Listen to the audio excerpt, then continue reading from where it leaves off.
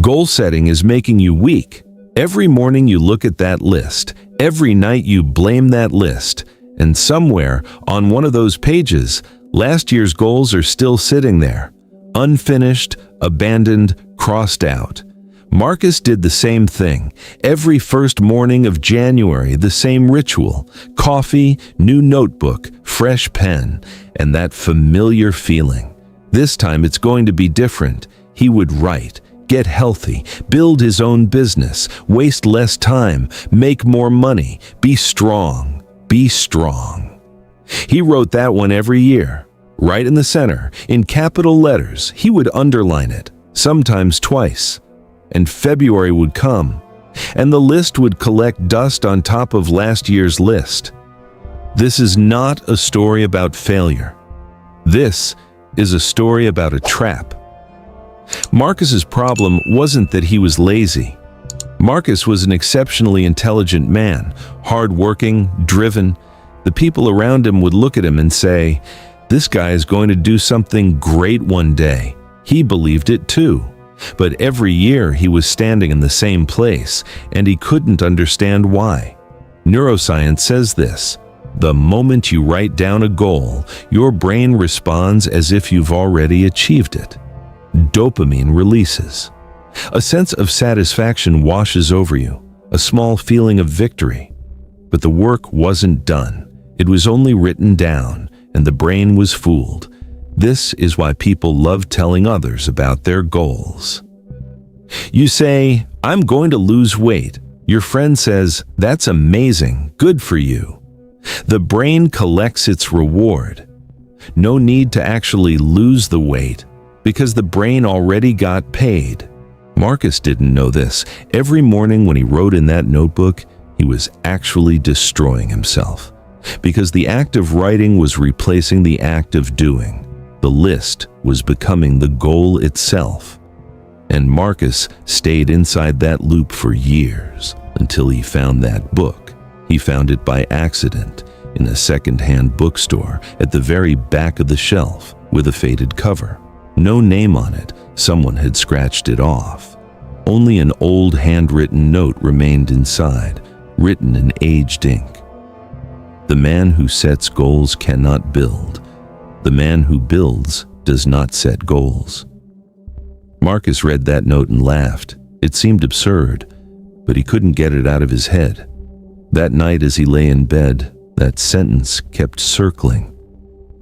When he woke up in the morning, it was his first thought. While drinking his coffee, he was still thinking about it. The man who sets goals cannot build. The man who builds does not set goals. He researched the author. It took a long time. The trails had gone cold, but eventually one name surfaced: Niccolò Machiavelli. Marcus had heard that name before. Everyone had.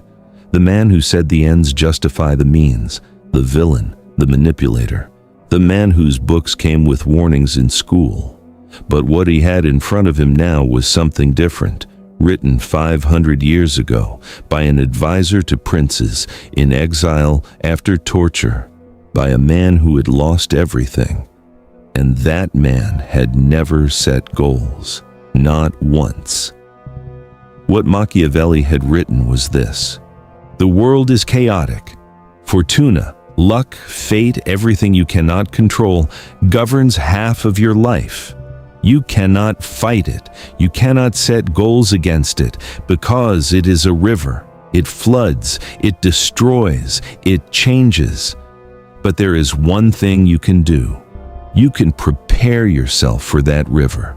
You can build levees knowing the river will flood. You can position yourself according to the direction it flows. Instead of trying to stop the river, you can learn to move with it. Machiavelli gave this a name: Virtù. Not moral virtue, power, skill, adaptability, knowing what you can do with what you have, not a goal, a position. Marcus closed the book. He sat for a long time. Outside, it was raining. That night, Marcus asked himself one question: what are my goals? Then he erased it. He hadn't written it. but he erased it in his mind, and he replaced it with a different question. Where do I need to be standing? This seems like a small difference. It isn't.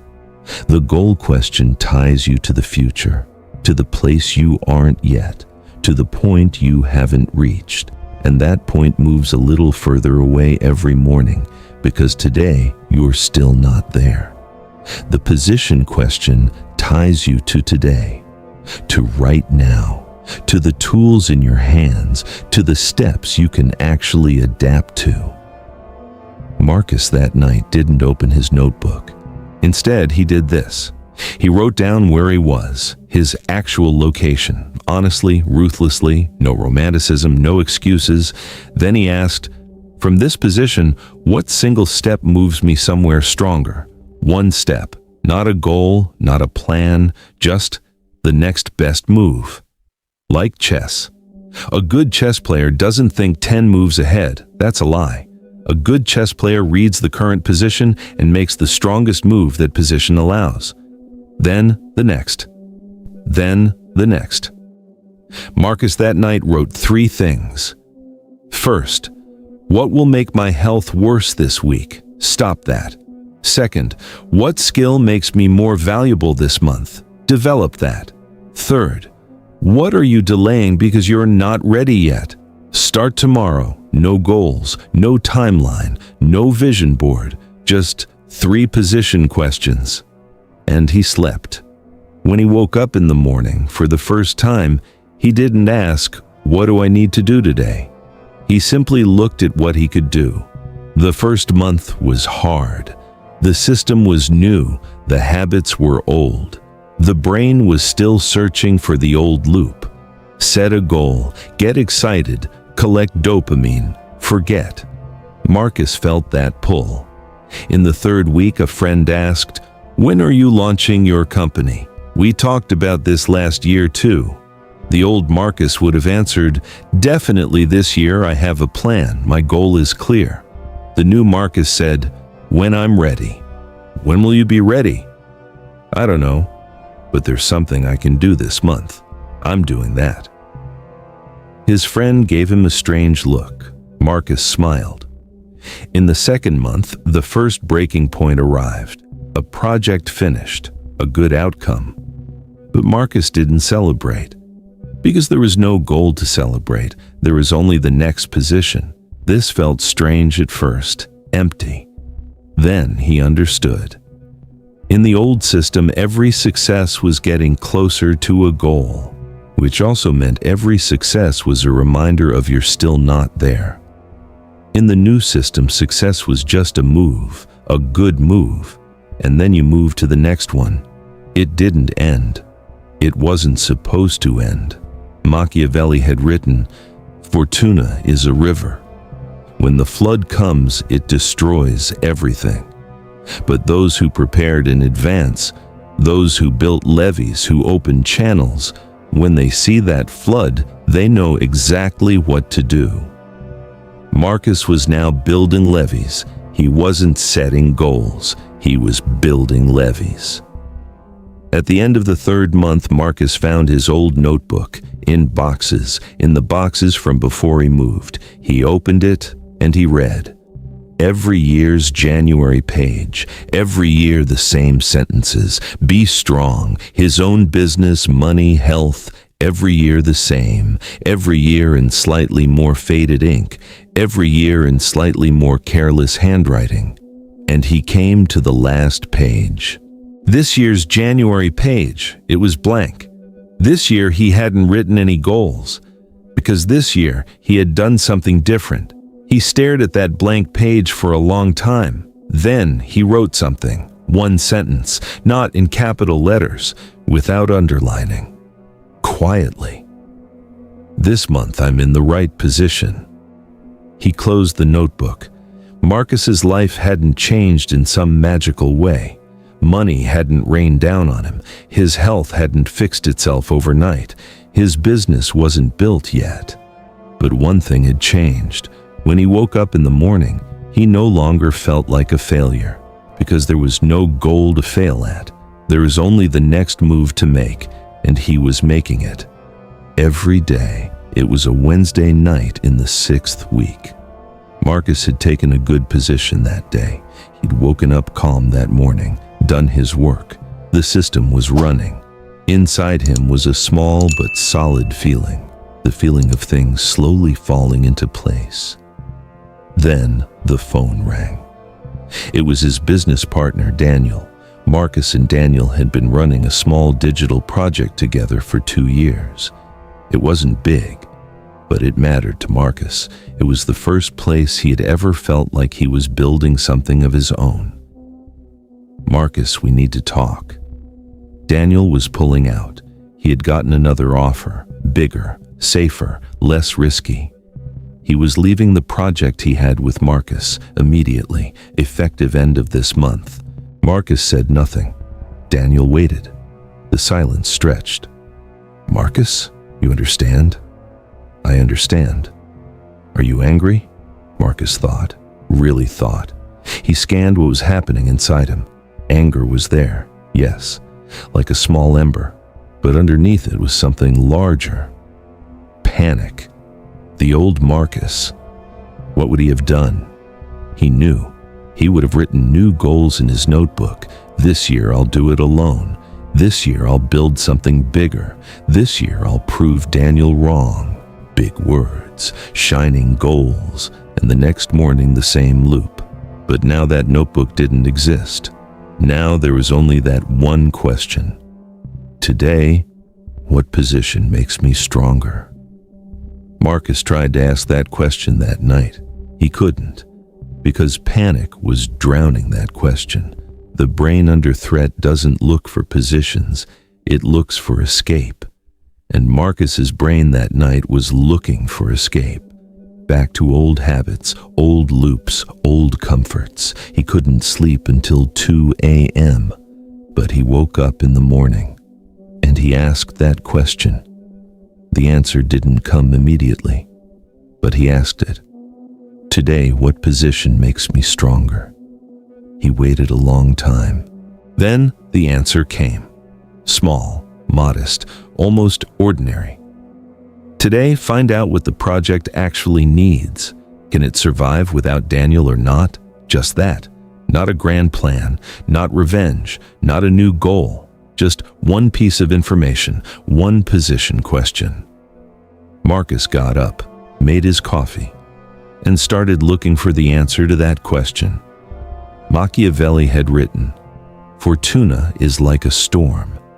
Those who prepared in advance know exactly what to do when they see it. Those who didn't prepare simply watch and are destroyed." Marcus understood that morning. The system wasn't just for good days. The system had been built precisely for nights like that one. Machiavelli wasn't saying, "Live without goals." He was saying, "Don't be dependent on goals." The difference is enormous. A goal can give direction, but when a goal becomes an identity, the guy who's going to lose weight, or the guy who's going to build his own business, or the guy who's going to be strong, then that goal becomes a mirror that tells you every morning what you are not. And in front of that mirror, every day you get a little smaller. Machiavelli had taught princes this. Fortuna changes. Situations change, allies change, enemies change. The only constant is virtù, your capacity to adapt, your power to move, what you can do right now with what you have. A goal is outside you. Virtù is inside you. Goals come and go, but virtù can never be taken from you. Marcus was now asking himself different questions. Before, what will happen this year? Now, what can I do today? Before, when will I succeed? Now, what position makes me stronger? Before, why can't I do it? Now, what's blocking me and how do I get through it? They look like small questions, but these questions produce a different life.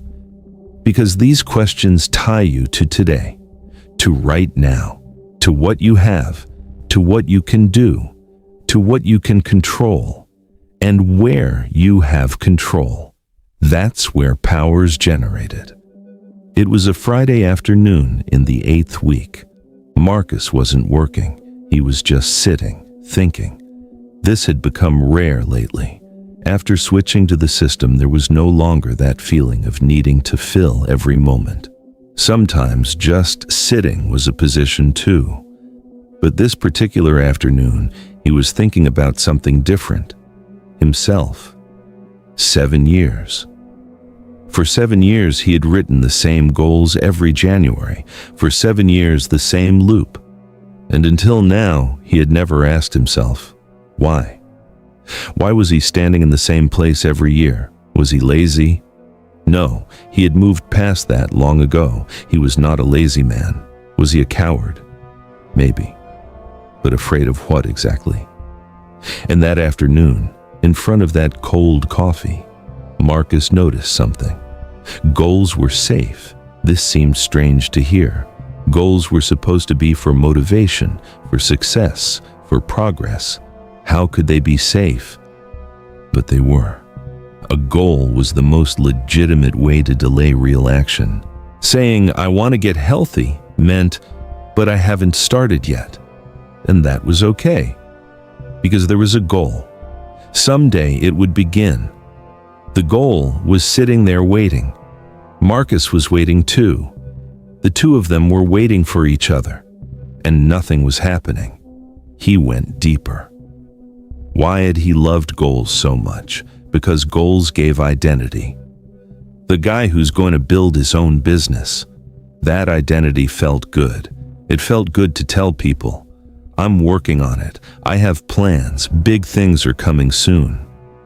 That sentence was warm, embracing. People looked at you with respect. But that identity wasn't real. The real thing was this. Marcus was not yet that man. And every day he knew he was not that man. And that knowledge, the weight of carrying that identity, was pulling him a little further down every single morning. The system was different. The system didn't give identity. It let you stop performing identity, not the man who wants to get healthy, but the man who went for a walk today, not the man who's going to build a company, but the man who reached out to one potential client this week, not the man who's going to be strong, but the man who lifted weights this morning. Small, ordinary, not exciting, but real. Marcus got up, grabbed his wallet, went to the register, paid, walked outside. The rain was still falling, but Marcus didn't open his umbrella. He just walked. Machiavelli had written somewhere, people generally try to appear as something different from what they are. This is dangerous. Because real power comes not from being what you appear to be, but from fully using what you actually are. That afternoon, Marcus let something go. The identity of the man he wanted to become. And in its place, he picked up something else. The position of the man he actually was right now. This was a small change. And it changed everything. Machiavelli's system has 3 pillars. When Marcus understood these 3 pillars, everything fell into place. First, pillar. Position. A goal gives you a destination. A position gives you a stance. When you focus on the destination, you lose the present. When you focus on your stance, you use the present. Every morning, one question. What position today makes me stronger tomorrow? Health? Then what single move today takes my body forward? Work? Then what skill today makes me more valuable? Relationships? Then what behavior today strengthens the bond? Not a goal, a position. Second pillar, leverage. Machiavelli would tell princes, don't exhaust your own power alone. Use systems, alliances, tools. Create leverage. This isn't laziness, this is efficiency. The man who burns raw strength burns out. The man who uses leverage grows. When Marcus understood this pillar, he realized There were dozens of things in his life draining him, each one small individually. But together, they were a massive drain of energy. Cutting them wasn't a goal, it was a position. Third pillar, adaptability. This was Machiavelli's greatest lesson. There is no plan A and plan B. There is only right now and this terrain. If the terrain changes, the move changes. No crying, no clinging to a goal just because it didn't change. If the river floods, dig a new channel. Marcus now asked these 3 questions every morning. What position today makes me stronger? Where can I use leverage? If the terrain shifted, what's my move?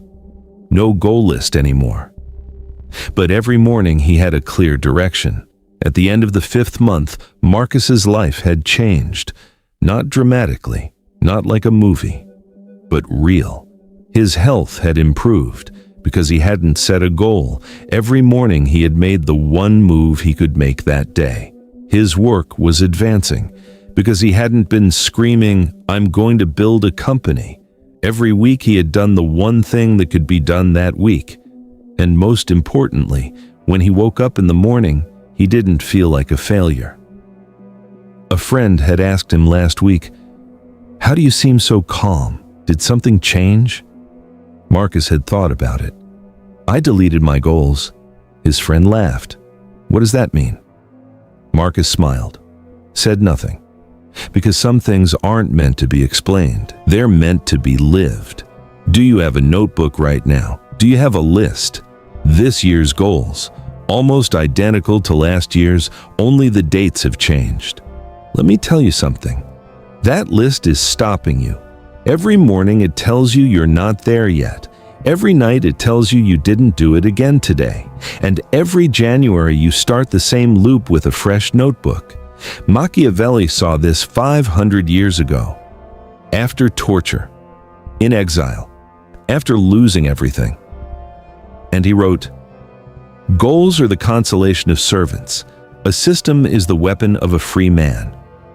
Today, the only thing you're going to do is this. Write one question in your notebook. What position makes me stronger this week? Write the answer and do that answer. No goal, no plan, no list, just one move. Machiavelli called this Virtù. I call this the beginning. The power is in your hands. Use it. Move. If you made it this far, you're already in the top 1%. Because most people can't get here. They get tired. They give up. They go back to the loop. But you're still here.